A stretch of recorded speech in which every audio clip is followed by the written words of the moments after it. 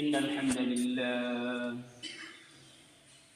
نحمده ونستعينه ونستغفره ونعوذ بالله من شرور أنفسنا ومن سيئات أعمالنا.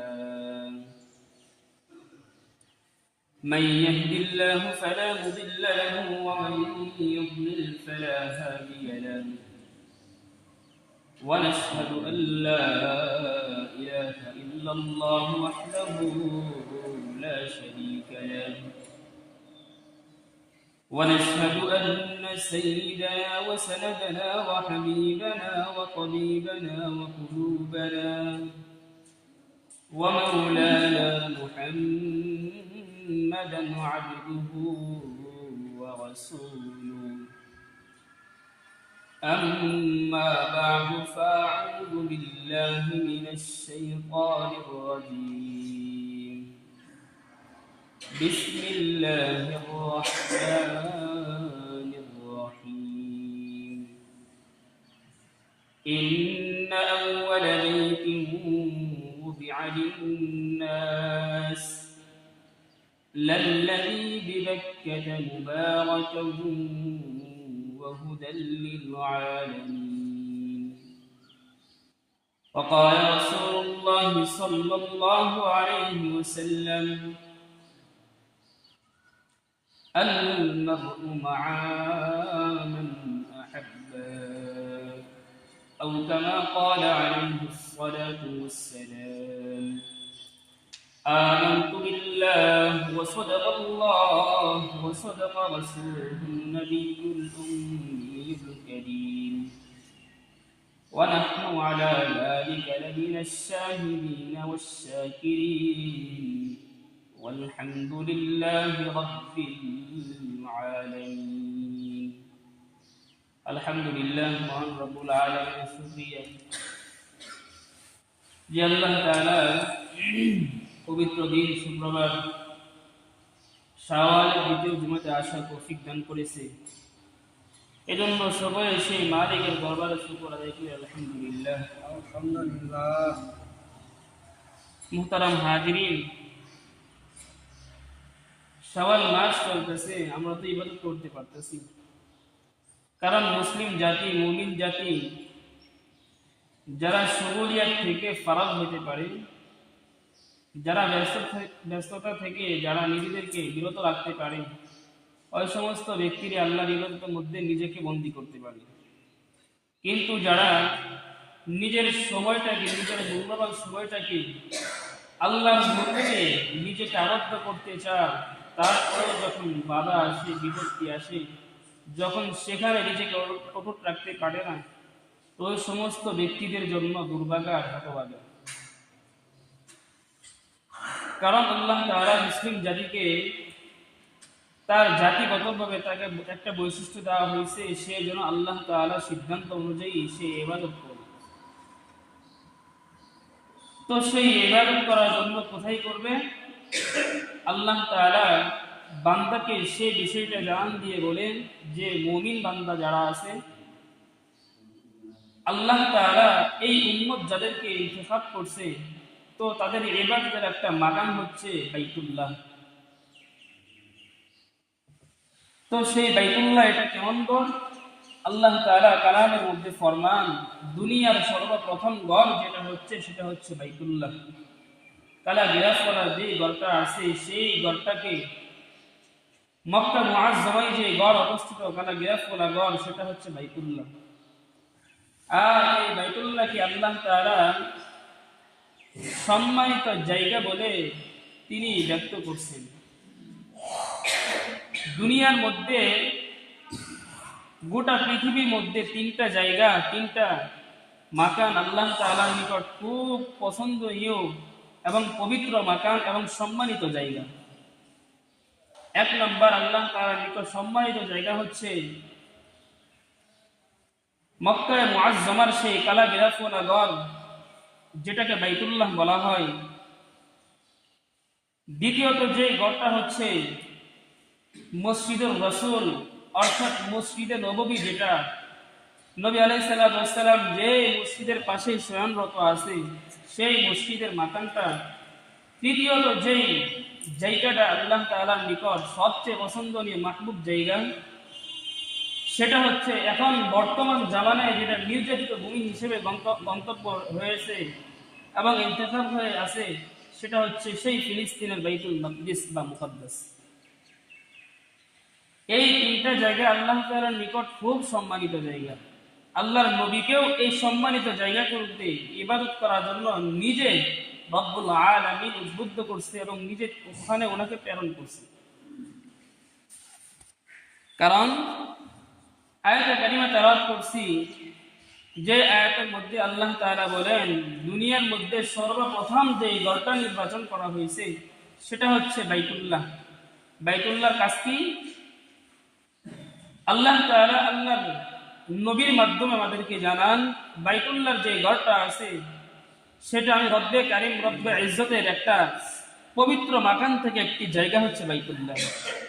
আর এই বাইতুল্লাহর মধ্যে গোটা পৃথিবীর মুমিন জাতি যারা আছে তার সমস্ত মুমিন জাতি যে যেখানে থাকুক না কেন, তাদের সাধ্য যদি থাকে তাহলে তারা যেন আমার এই ঘরটার মধ্যে একটু প্রদক্ষিণ করে যায়। আল্লাহ তাআলা বলেন قال الله تعالى في كلامه المجيد إن أول بيت وضع للناس। আল্লাহ তাআলা বলেন দুনিয়ার মধ্যে সবচেয়ে প্রথম জায়গা, প্রথম মাকান এবং সম্মানিত জায়গা আল্লাহ তাআলার নিকট সেটা হচ্ছে সেই কালাগিরাফ ওয়ালা ঘর। আল্লাহ সম্বন্ধ করে কোরআনের মধ্যে ফরমান লাল্লাযী বিবাক্কাতা মুবারাকান ইন্না আউওয়ালা বাইতিন উযিআ লিন-নাস লাল্লাযী বিবাক্কাতা মুবারাকান ওয়া হুদাল লিল-আলামিন। এই কালাগিরাফ ওয়ালা ঘর এমন একটা ঘর, আমাদের পিতা ইব্রাহিম আলাইহিস সালাতু ওয়াস সালামের একটা নিদর্শন হচ্ছে সেই কালাগিরাফ ওয়ালা ঘর। আল্লাহ তাআলা আমাদের নবী মুহাম্মদুর রাসূলুল্লাহ সাল্লাল্লাহু আলাইহি ওয়াসাল্লামকে এই কালাগিরাফ ওয়ালা ঘর দান করছেন।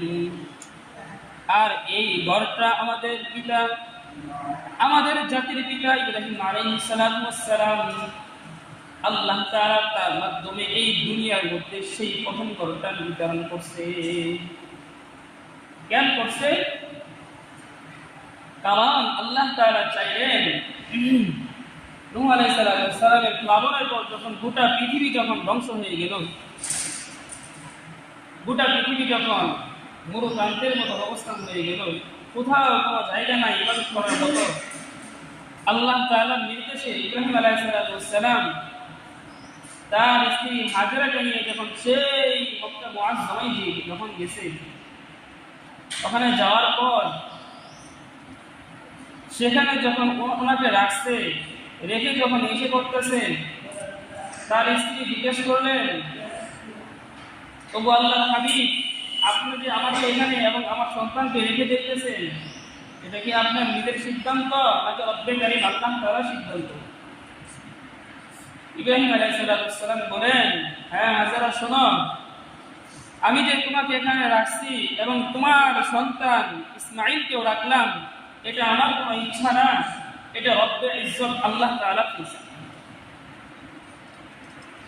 আল্লাহ আলাইহিস সালাম বলেন, যদি এটা রব্বে কারীম আল্লাহ তাআলার ফয়সালা হয়ে থাকে তাহলে আপনি স্বামী যান, আপনি আল্লাহ তাআলার দিনের কাজ করেন, আমার কোনো চিন্তা নাই। যে আল্লাহ তাআলা নির্বাচনের জন্য আমাকে এবং আমার সন্তানকে এখানে নির্ধারণ করছেন, আমি এবং আমার সন্তান সেই রব্বে ইজ্জত আল্লাহ তার উপর ভরসা করে আছি। আল্লাহ তাআলা আমাদের জন্য একটা ফয়সালা করবে। মরুপ্রান্ত অবস্থা, মরুভূমি, রৌদ্রের তাপ, জীবন যায় অবস্থা, আল্লাহ তাআলা তার পয়গম্বর ইসমাঈলকে নবী বলে নির্ধারণ করছেন। দুনিয়ার মধ্যে এখন সেই এমন একটা মাকান আছে যেই মাকানের নিদর্শন সেই পয়গম্বর থেকে আসছে। বাপ ইসমাঈল মক্কা মুআজ্জামা নির্ধারণ করলো, ছেলে ইসমাঈল জমজমের সেই আবে জমজম নির্ধারণ করলো, ইসমাইলের মাধ্যমে সেই আবে জমজম চালু হলো, আর ইব্রাহিমের মাধ্যমে সেই মক্কা মুআজ্জামা চালু হলো। ইব্রাহিম আলাইহিস সালামের দুইটা পুত্র ছিল, এক ইসমাইল আর এক হচ্ছে ইসহাক। তার স্ত্রী যখন এক স্ত্রীকে হাজেরাকে যখন ইসমাইলকে দিয়ে যখন সে মক্কা পাঠাইলো, মক্কা পাঠানোর পর তার সন্তানকে আল্লাহ তাআলা একটা সম্মানিত জায়গা দান করলো। তার আরেক স্ত্রী বলে, আল্লাহ তাআলা আপনার উম্মত সন্তান এবং স্ত্রীকে সম্মানিত মাকান এবং সম্মানিত নিদর্শন মুসলিম উম্মার জন্য নির্ধারণ করলো, তো আমার সন্তানের জন্য আল্লাহ কি ফয়সালা করলেন? সাইয়্যিদুনা ইব্রাহিম আলাইহিস সালামের আরেক পুত্র ইসহাক আলাইহিস সালাম, তার মাধ্যমে আল্লাহ তাআলা এক সন্তান সেই মক্কায় অর্থাৎ সৌদি আরব, আরেক সন্তান সেই ফিলিস্তিন, সেই ফিলিস্তিনের মাকান, যেই মাকানটাকে আল্লাহ তাআলা সেই ইসহাক আলাইহিস সালামের জন্য নির্ধারণ করলেন, বর্তমান জামানায় সেটাকে বলা হয় বাইতুল মাকদিস। বাইতুল মুকাদ্দাসের যে ঘরটা আমরা দেখি, লাল গোল্ডেন কালার যে ঘর, উপরে গম্বুজ যেটা আছে, ওই ঘরটাকে বাইতুল মুকাদ্দাসের এই ঘর নির্ধারণ করলেন তার আরেক পুত্র ইসহাক আলাইহিস সালাম। তো দুই পুত্রের জন্য দুইটা জায়গা, দুইটা মাকান নির্ধারণ করলেন। তো নির্ধারণ করে কি করলেন? এক পুত্রকে মক্কায় পাঠানোর কারণে সেই পুত্র ইসমাইলের মাধ্যমে এই আমরা আখিরি জামানার উম্মত যারা ছিলাম এদের দ্বারা এই বংশ বিস্তার করলেন আল্লাহ তাআলা। আর আরেক পুত্র ইয়াকুব মতান্তরে ইসহাক আলাইহিস সালামের মধ্য দিয়ে যেই সন্তান নির্ধারণ করলেন এবং আরেক বংশ বিস্তার করলেন, সেই বংশকে ইসলামী শরিয়ার পরিভাষায় বলা হয় বনি ইসরাঈল। তো বর্তমান জামানায় যেই সমস্ত ইহুদি যারা আছে, ইহুদিবাদ যারা আছে, তারা সেই ইহুদিবাদ ফিলিস্তিনের সেই ইসরাইল পূর্বের নবী ইসহাক এবং ইয়াকুবের সেই বংশধর যারা ছিল, বর্তমান জামানায় সেই সমস্ত ইহুদিরা হচ্ছে সেই ইসহাকের বংশধর। তাদের কওল হচ্ছে, তো আল্লাহ তাআলা আমাদের নবীর নিকট বাইতুল মাকদিস দান করছে, অতএব আমাদের বাইতুল মাকদিস আমাদের নবীর জন্য হওয়ার কারণে এটা আমাদের জন্য সফল। এখানে ইবাদত করতে হলে এটা আমরা করব, তো মুসলমানরা কেন করবে? কারণ মুসলমানদের জন্য তো নির্ধারণ করা হয়েছে সেই মক্কা মুআজ্জাম। আরেক প্রশ্ন হতে পারে, বাইতুল মাকদিস তো এমন একটা মাকান, ইসলামের শুরু জামাতে আল্লাহ তাআলা যেই দিক করে আমরা মুসলিম উম্মাহ যারা আছি এদের নামাজ যেদিক করে পড়া লাগতো সেটা হচ্ছে ওই ফিলিস্তিনের বাইতুল মাকদিসে। হিজরি পরে নবী আলাইহিস সালাম যখন মদিনা মুনাওয়ারায় চলে গেলেন, মদিনাতে একটা মসজিদ আছে, মসজিদে কিবলাতাইন, যেটাকে দুই কিবলা বলা হয়। নবী আলাইহিস সালাম নামাজরত আছে, বুখারী হাদিসে রওয়ায়াত আসছে, কিতাব আসছে, কোন রাকাতে জোহরের কথা আসছে, কোন রাকাতে সেই আসরের কথা আসছে। তো যাই হোক, নবী আলাইহিস সালাম যখন নামাজরত আছে, দুই রাকাত নামাজ উনি বাইতুল মাকদিস অর্থাৎ ফিলিস্তিনের দিকে যখন পড়তেছিলেন, ওনার দিল আগে থেকে চাইতেছিল, আল্লাহ তাআলা আমার জন্য কখন আমার সেই মাতৃভূমি মক্কা মুআজ্জামা, সেই বাইতুল্লাহর দিকে আল্লাহ তাআলা কখন আমাকে সেই নির্ধারণ করবে, আর আমি কোন সময় সেদিক করে আমি আল্লাহ তাআলা সেজদা দিব, উনি চাইতেছিলেন, দিলের তামান্না।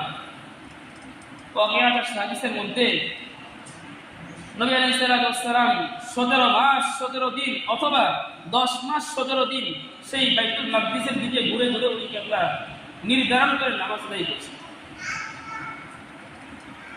তো মুসলিম জাতির জন্য দুইটা কিবলা এখানে নির্ধারণ হলো। এক নম্বর কিবলা হচ্ছে বাইতুল মাকদিস, আর এক নম্বর কিবলা হচ্ছে সেই কালাগেরা ফরাগর মক্কা মুআজ্জামা বাইতুল্লাহ যেটা বলা।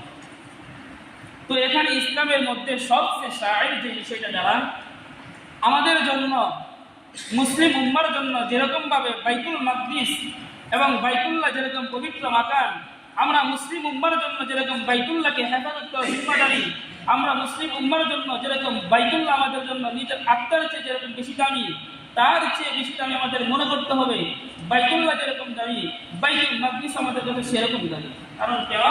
আমরা মুসলিম উম্মাহ, আর মুসলিম উম্মার কেবলা ছিল সেই বাইতুল মাকদিস।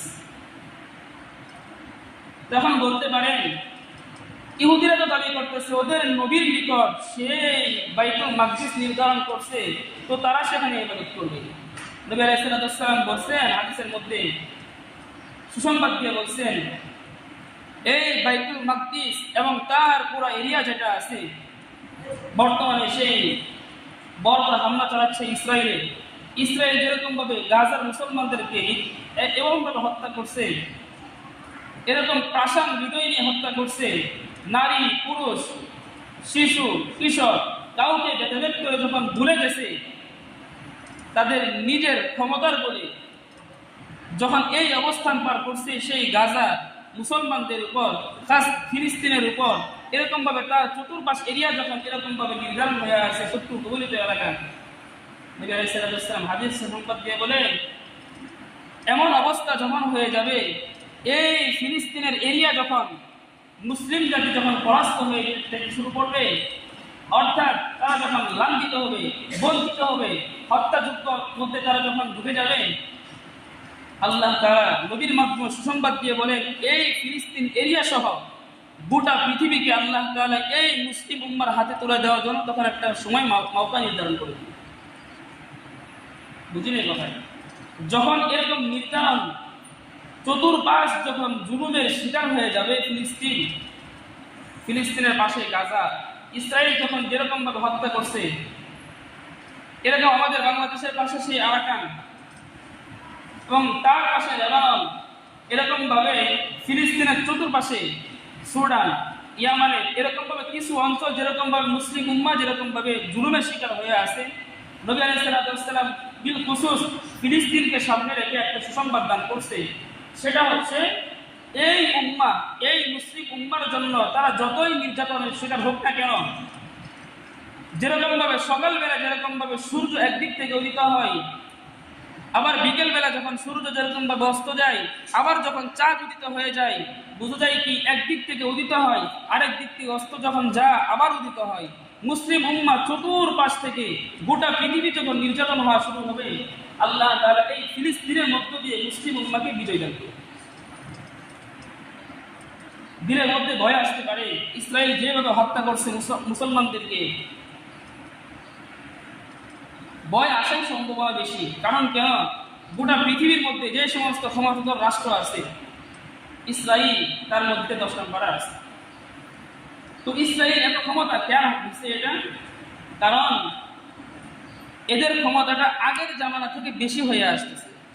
তাদের মওকা, তাদের আর্থিক অবস্থা এত পরিমাণে বেশি, মুসলমানের চেয়ে তাদের আর্থিক অবস্থা আল্লাহ তাআলা আগে থেকে বেশি দান করছে। নবী আলাইহিস সালামের জামানায় যখন তিনি মদিনা মুনাওয়ারাতে যখন ছিলেন, মদিনা মুনাওয়ারা থেকে ওনাদের একটা পূর্বের শত্রুতা ছিল, ইতিহাস সাক্ষী দেয়। নবী আলাইহিস সালাম যখন মদিনায় যখন হিজরত করে গেলেন, ওখানে 3টা গোত্র ছিল, বনু কুরাইজা, বনু কাইনুকা, আরেকটা গোত্র আছে। যাই হোক, এই 3টা গোত্র ইহুদিবাদ এমনভাবে কাজ করছে, ইহুদি যেগুলো ছিল সবগুলোই পাক্কা মুনাফিক। এই ইহুদি গোত্র যেগুলো সবগুলো নবী আলাইহিস সালামের সঙ্গে যখন চক্রান্ত করলো, নবী আলাইহিস সালাম সবগুলো ইহুদিকে মদিনা থেকে বের করে সেই শামে পাঠিয়ে দিলেন। কারণ কেন? কারণ ইহুদিরা আর কিছু হোক না হোক মুসলমানের সঙ্গে আলগাগিরি দেখালেও তারা মুসলমানের জন্য জানে শুধু। বর্তমানে যেটা প্রমাণ আমরা পাচ্ছি সেই ইসরায়েল তাদের মদতদার হচ্ছে সেই আমেরিকা। কারণ কেন? আমেরিকাও সেই ইহুদিবাদী এবং ইসরায়েল তারা হচ্ছে ইহুদিবাদী। মুসলিম জাতির বিপক্ষে যারা আছে বর্তমান জামানায় মুসলমানকে চতুর্পাশ থেকে গোটা পৃথিবীর মধ্যে লাঞ্ছিত করার জন্য পাইকারা গ্রহণ করতেছে শুধুমাত্র কেবলমাত্র একটা সাম্রাজ্য, সেটা হচ্ছে ইহুদিবাদী। এই ইহুদিবাদী এমনভাবে মুসলমানকে আকর্ষণ করে পূর্বের জামানা থেকে শুরু করে আসছে, এই জামানাতেও আছে, মৃত্যুর পূর্বে পর্যন্ত, কিয়ামত পর্যন্ত থাকবে। তারা চিন্তা করে তাদের আকীদা হচ্ছে যে ফিলিস্তিন এবং গাজার মুসলমানদেরকে যেরকম ভাবে নির্যাতন করছে, তারা চিন্তা করছে আমরা এরকম নির্যাতন করতে করতে আমাদের ইমাম, আমাদের নেতা দুনিয়ার মধ্যে আবির্ভূত হবে। তো সেই নেতাটা কি? তাদের ভাষ্য অনুযায়ী, তাদের কৌল অনুযায়ী তারা বলে আমাদের নেতা হচ্ছে সেই মাসিহ। কোরআনের ভাষা সূরা তাওবার মধ্যে আসছে, আল্লাহ তাআলা বলেন এই মাসিহকে যখন দুনিয়াতে পাঠাবো তখন তারা এই ইহুদিবাদী তাদেরকে ইমাম গ্রহণ করবে, এই ইমামকে তারা সামনে রেখে গোটা পৃথিবীতে রাজত্ব করার চেষ্টা করবে। সেই মাসিহটা কি? আমাদের প্রচলিত ভাষায় যেটাকে আমরা চিনি দাজ্জাল, নাম শুনছি দাজ্জাল, শুনলেই ভয় লাগে, কিয়ামত বুঝি কাছে এসে বলবো। গোটা পৃথিবীর মধ্যে 3টা বিশ্বযুদ্ধ হবে, নবী আলাইহিস সালামের ভবিষ্যৎবাণী। 2 বিশ্বযুদ্ধ হয়ে গেছে, একটা বাকি আছে। তো সেটা কোনটা? হিন্দুত্ববাদীর মধ্য দিয়ে এবং ইহুদিদের চক্রান্তের মধ্যে দিয়ে যে যুদ্ধ সংগঠিত হবে সেটা হচ্ছে সেই বিশ্বের 3য় যুদ্ধ। নবী আলাইহিস সালামের সেই ভবিষ্যৎবাণী আস্তে আস্তে দিন দিন আমাদের নিকটে নিয়ে যেতেছে। সেই মাসির ভবিষ্যৎবাণী আমাদেরকে এমনভাবে আগাই নিতেছে, দাজ্জাল অতি নিকটে আসতেছে। এখান থেকে কি দাঁড়ান করে মুসলিম জাতি আমরা যদি সবাই ঘুমন্ত অবস্থায় হয়ে থাকি, বর্তমান যে গাজার অবস্থান যেটা হয়েছে, কয়েক বছর আগে আরাকানের মুসলমানের যে অবস্থান হয়েছে, তারা শুধু বাইসে হুজুর টুপিওয়ালা পাগড়িওয়ালাকে হত্যা করে নাই, তারা নির্বিশেষ মুসলমান শব্দ বলে যারা আছে সকলকে হত্যা করেছে। আমাদের বাংলাদেশ কিন্তু সেরকম বড় কোনো রাষ্ট্র না। আমাদের বাংলাদেশের একদম একটা ক্ষুদ্রতম রাষ্ট্র, যে রাষ্ট্রটাকে পৃথিবীর মানচিত্রে খুঁজে পাওয়া কষ্টকর। তো আমরা তো মুসলমান।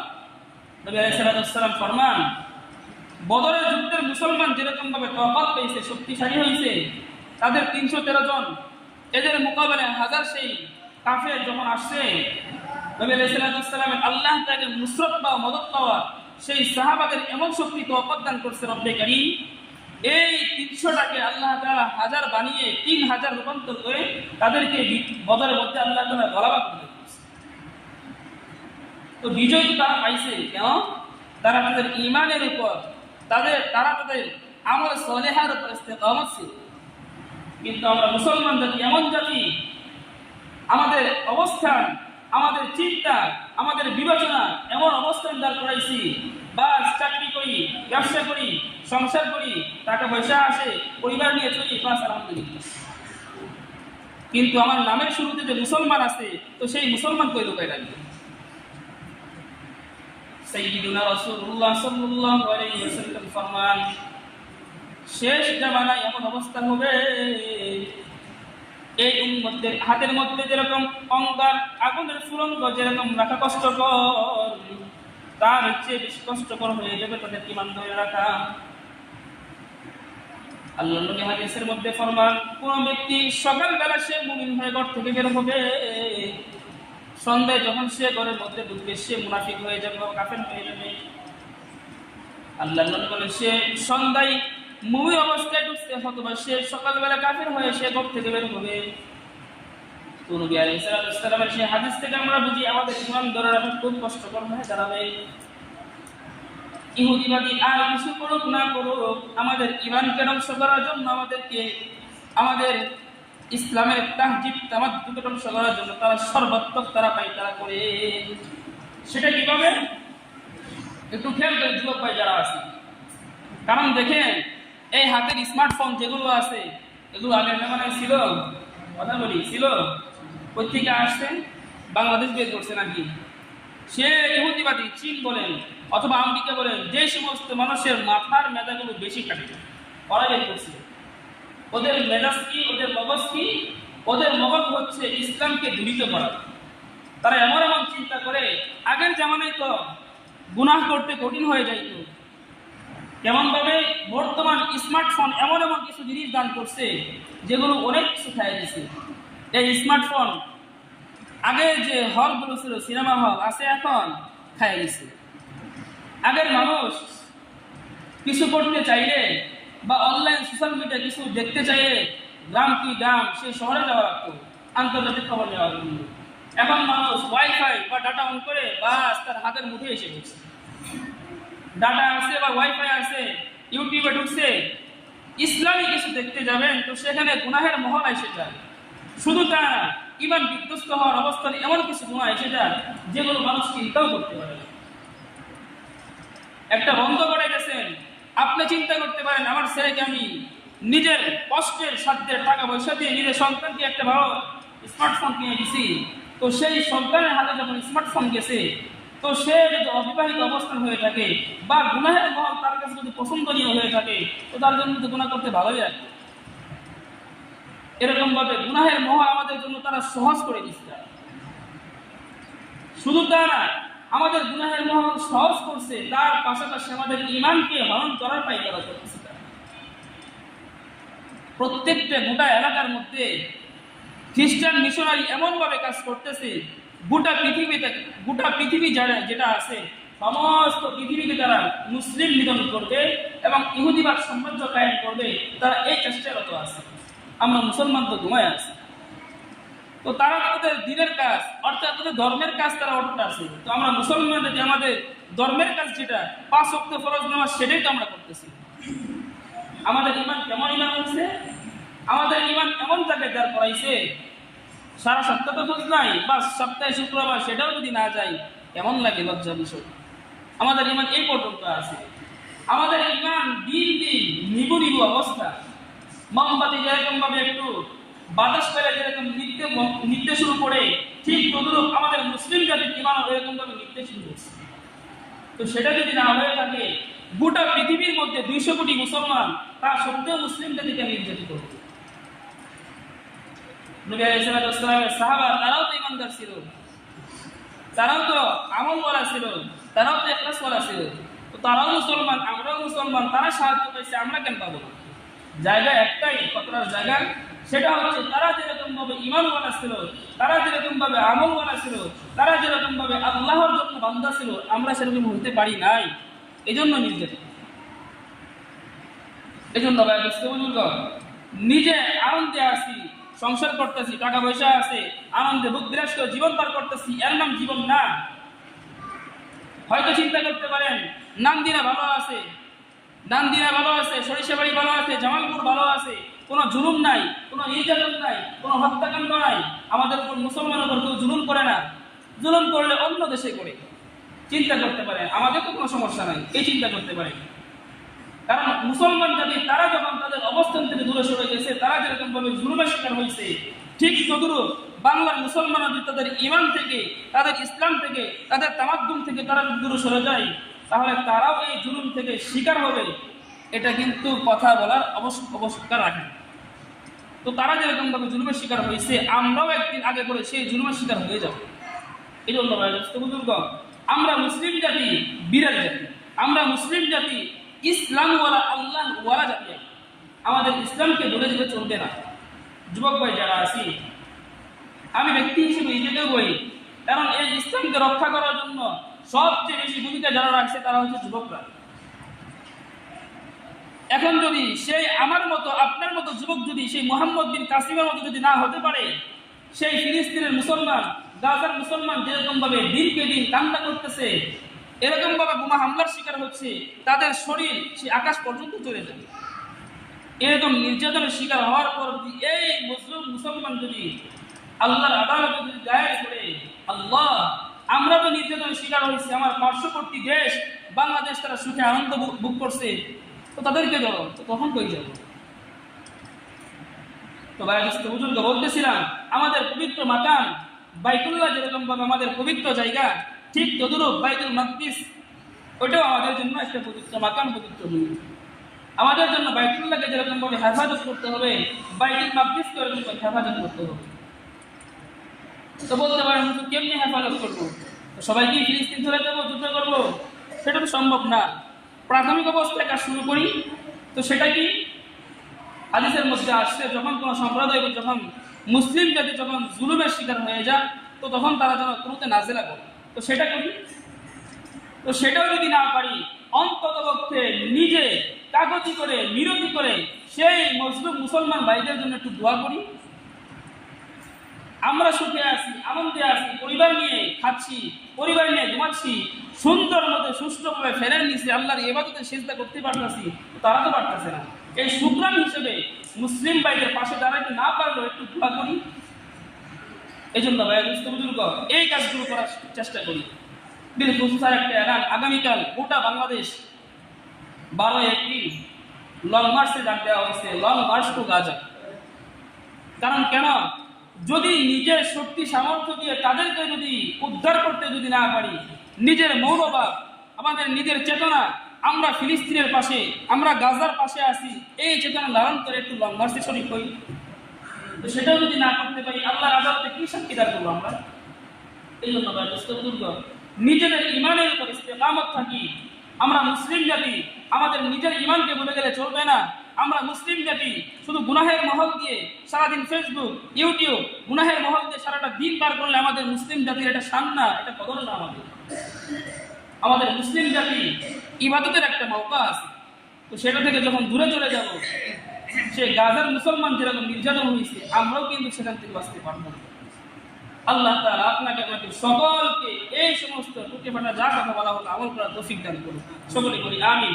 এবং এই কথার উপর নিজের জীবনকে ফিট করার তৌফিক দান করুন, সকলে বলি আমিন।